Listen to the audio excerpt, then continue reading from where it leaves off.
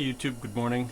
It's March 7th, 2021. So I'm here in the shed working on the snow blower. So what I've learned with this is learned a lot about it. I'm cleaning it up. It's going to work great. So I had some ideas that I've been wanting to try for a while. So my plan is I'm going to try them on this blower since I don't think there's really going to be any more snow this year of substantial amount where I need a blower, and I also have multiple others that I can use. So I don't need this one to be in working condition this season anymore. I have others. I have the other cannon attached to the L8. I have the quick hitch attachment that I could put on the COM8 or COM16. I still have the plow. I have multiple options, so I'm not worried about taking this one out of service. So what's my plans for it? So originally I was just going to take it and go through it like I normally do and just see if everything's in working condition, good bearings, not rusted, not locked up, maybe paint it in the spring. So that's still my plan, but what I want to do now is it's going to be a little different than something I've been trying for a while, so let me show you what the plan is. It's nothing new that no one's done before on other blowers. I don't necessarily know if anyone's ever done it to a snow cannon. So let me show you what my plan is. Alright, here we are. So here's the plan. So there's a couple holes in it. What are the holes for? Yep, you guessed it. We're going to put some flaps on it. And for those of you who've don't know what this does, is it closes up the gap between this edge and the wall of the blower. And again, for those of you who haven't heard of this before, what it does is it keeps the wall clean and keeps stuff flowing out of the blower. Basically, anything that's wet basically gets swiped out as this comes around and rubs the wall. So that's the plan. So, and what it does is, the benefit is, number one, it'll help it work better in really wet conditions or wetter conditions. I wouldn't use this on heavy slush, but it definitely will help. It keeps everything going, keeps it from bogging down, and it'll chuck it farther. So it'll really throw things out and have the whole thing work even better than it normally does. So what am I building? I'm building a super snow cannon for Gravely. So that's the plan. I'm also so each one of these, I've already drilled the holes in this one. You have to put it on all of them to make it balanced. So I've made 3 of these. This one has already been fit, so I kind of duplicated the others.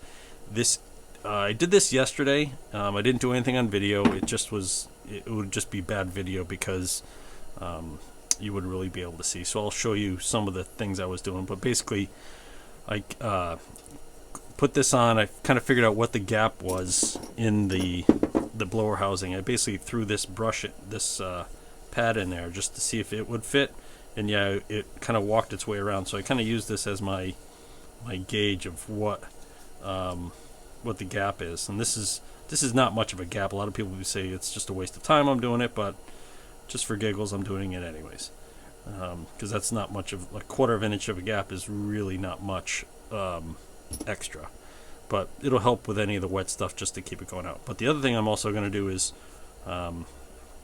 there's a huge gap behind here, so I'm going to fill that in as well, not with rubber, but I think I'll probably just I'll probably fill in the gap just so this makes this down to maybe a 1/4 of an inch or something like that, so nothing can build up behind it and be a gripping surface that the snow doesn't want to slide off of. So I'll probably put something back here, maybe a piece of plastic or something, cut it in a circle, cut a hole in the middle, and just screw it to the back wall. But time will come on that. So that's the plan. So I'm just going to put you on time lapse here and just watch me drill these other holes and try to get these other ones on.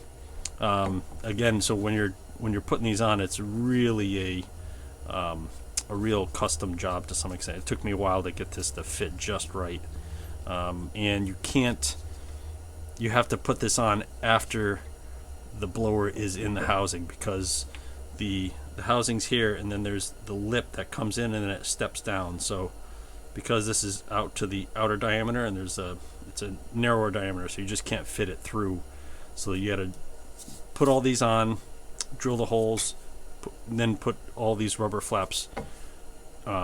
Basically, reach in through the blower exhaust, the outshoot. So let me set the camera up, and you guys could time watch me drill these other holes and try to mount these on. And then I'll probably turn it back on when I'm trying to install it and just kind of show you what it takes. But so that's the plan for this. Basically, we're going to be building a super snow cannon for the Gravely.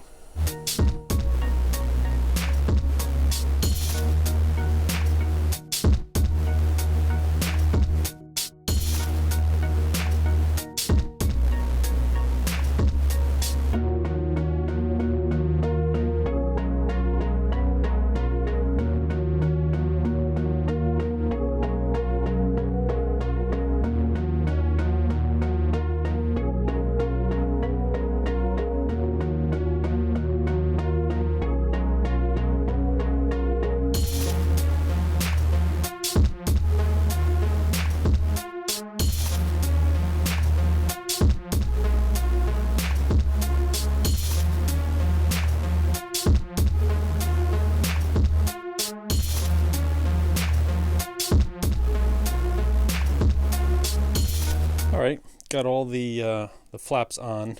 I have them all approximately where the other one is. Hopefully they're all roughly the same. If some of them don't touch and they're it's still improved. I'm not going to get that fussy about it. But I did have to number them because, I'm just, I want to make sure that they're all, I'm not fighting with it to try to get it on. But basically just a hair over. To close up that gap, it'll swipe it clean. This one's, who knows, we'll see how each one goes. Oops, sorry about that. But this one might be a little bit too short, but I can always try to push it a little bit more, but once I clamp it down, we'll see how it goes. But got all three of them done. One little side note, a while ago I had bought the Harbor Freight titanium drills, and the jury's still out for me on them. I'm not totally sold on them. I think probably most people think they're crap. I probably still think they are crap because I don't use them heavily in the sense of I'm using them day in, day out, and I know how many holes I've drilled with them. But I just drilled using the 3/8 bit, and it plowed right through this steel. It's not hardened. You'd have to have a carbide bit to go through hardened, but it's pretty it's pretty thick, and it still went through it. I did have pilot holes that I did with two other bits. I probably could have used that one, but I just happened to grab these two from an older set that I have, and these are sharp and in good shape. So it was more about efficiency, but I think the first time I used it, I broke it trying to drill a hole on the chassis of the Sears, trying to put the mounting for the loader on. But we'll see. That's just a side note. But let me set the camera up and see if I can get this blower fan in there and see how the fit. All right, I'm gonna put the blower in and then manually load all of the paddles for each propeller blade.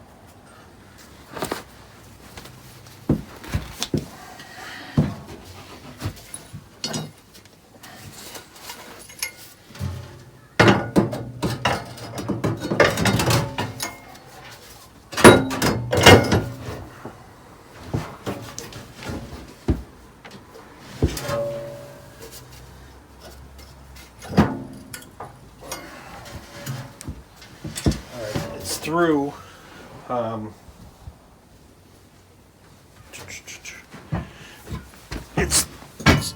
it's through the back race, but the sealed bearing that's in the front is not seated, so I'm just gonna pound it in further with a 4x4.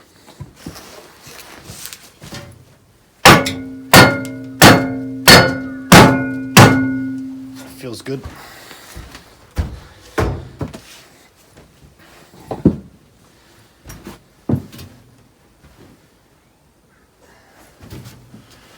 About right. So let's see. 2, 4, 6.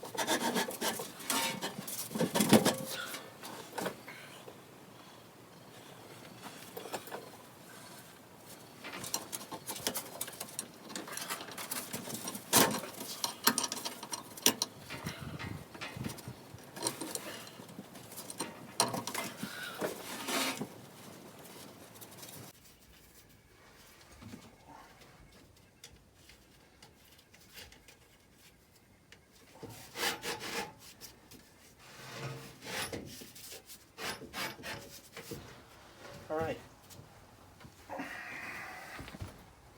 All right, let me get you a little closer of a look.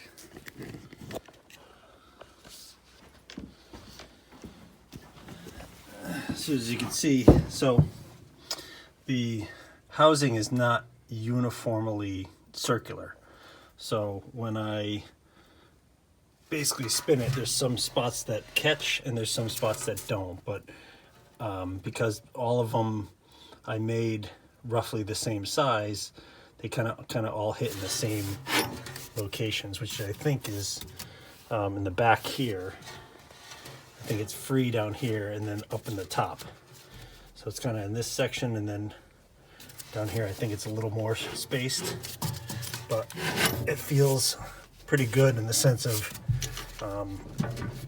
like, I don't think I'm gonna fear, I'll have to do it by hand, but I don't think I'm gonna fear that it's gonna bind up when I engage it with the engine. So let me, what I'm gonna do is tighten it up a little bit more, tighten up the all the nuts, and I'll just check it again.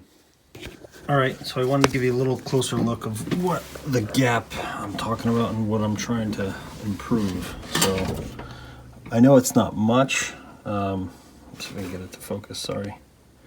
But that's the gap I'm trying to eliminate right there. So let me rotate it. Give me a second. All right, so that's blade number 1. So you can see it's about a quarter of an inch right there. So you can see, so that this comes around. You can see it's much less there. I can't get everywhere, you know what I mean? Like this housing itself is not exactly round, but this should be where it, right there, as you can see, it's down to almost nothing there. Could be better, yeah, but that's what we got. So it's a little bit of improvement. If I want to tweak it later and put in new ones and really size it up really nice, I'll do that. But let's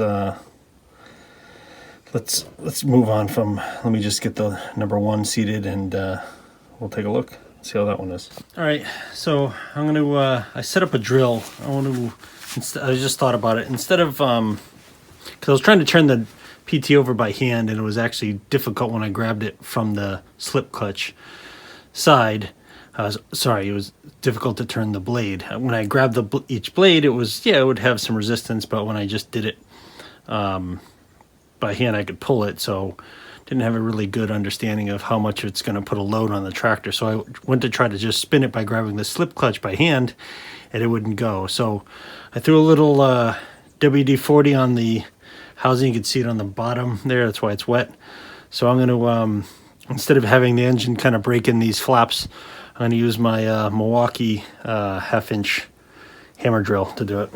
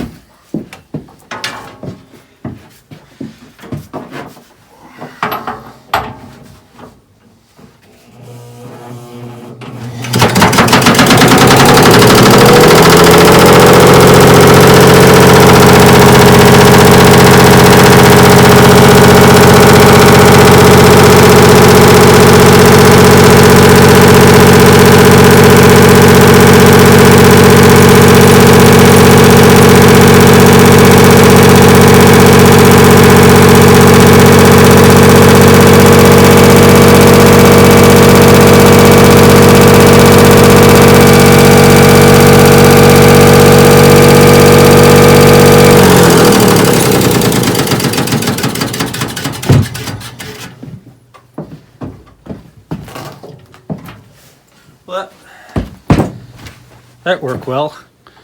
Yeah, actually I preferred to do that than the engine. You actually could see some of the particles from the blades wearing off there. So that was, yeah, the thumping will probably go away after a little while, after it wears in a little bit. But yeah, I'm actually glad I did that rather than using the engine to do it and wondering whether or not something was wrong. So, or locked up. But hey, that was a success. So cool. Till the next time.